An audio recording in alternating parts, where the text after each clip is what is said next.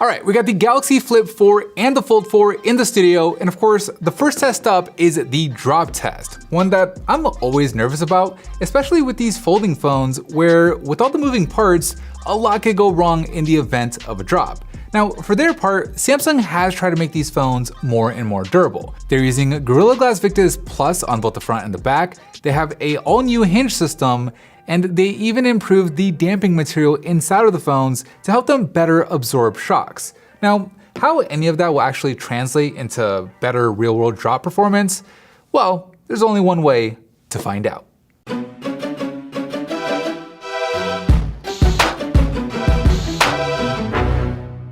Round number 1, backdrop. In 3, 2, 1.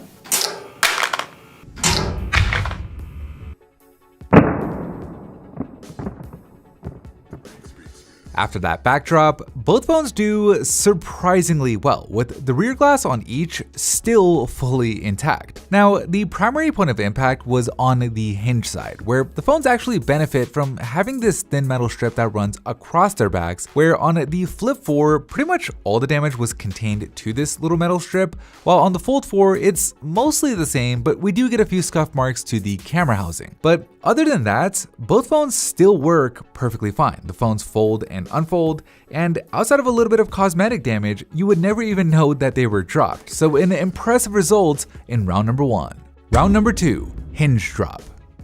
3, 2, 1.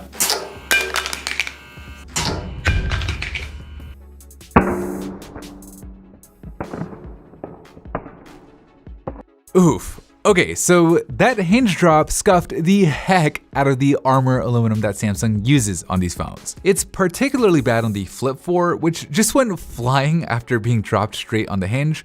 But the good news here is both phones still seem perfectly fine. Their inner screens are fully functional, and they still open and close without a problem. So while it's definitely not the prettiest result, it's also not the worst one in round number 2. Round number 3, cover screen drop. 3, 2, 1.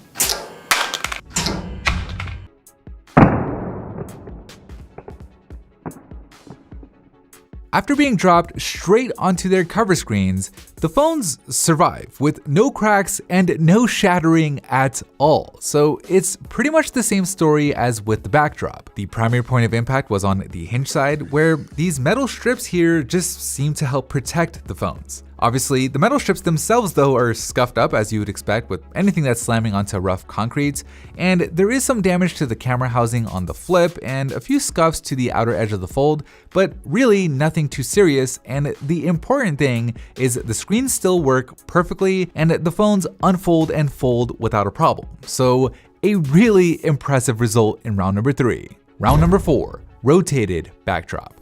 Okay, so far we've dropped the phones where the primary point of impact has been on that hinge side with those metal strips. But this time we've rotated the phones 180 degrees, so the primary point of impact will be on the opposite side without the protection of those metal strips. 3, 2, 1.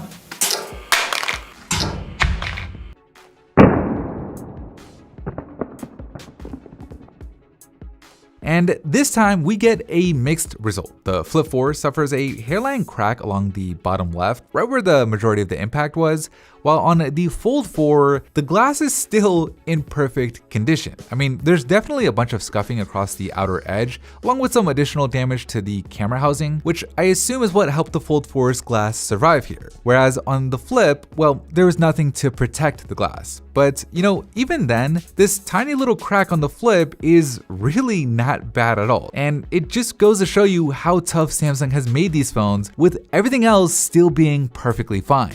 Drop number 5, rotated cover screen. 3, 2, 1.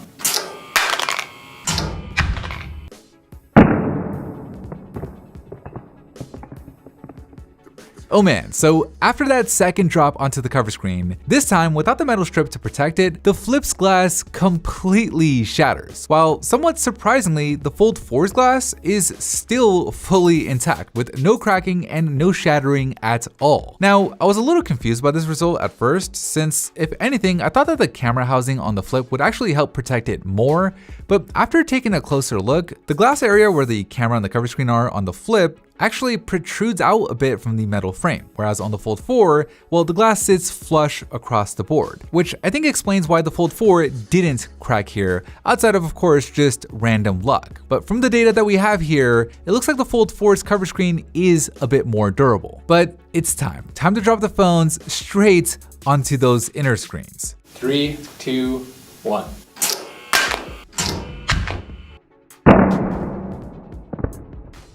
And after the face drops, both phones actually survive without any issues. The inner screens have no cracks, and there's not so much even as dead pixels on either display. Now, there are tiny marks on the screen protectors themselves, which, is to be expected considering we did drop these phones onto concrete, but it looks like the raised lip design that's really meant to keep the phone from smacking itself when you fold it ended up being an asset here, with both phones maintaining full functionality in those inner screens. And what's crazy is there's almost no visible damage even on the outer frame, with the scuffing here being very minimal. So a really good result in round number 6. Bonus round.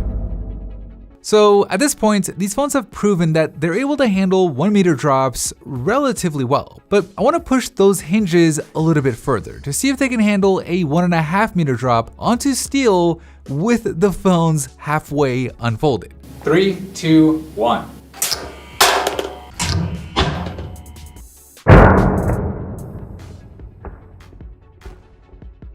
Okay, so after the first semi-folded drop, the phones actually fare pretty well. They landed on those edges, so we do have some scuffing there, but the important thing is they remain fully functional and those hinges are holding up just fine. So we're gonna drop it one more time, this time straight on the hinge with it halfway opened. And 3, 2, 1.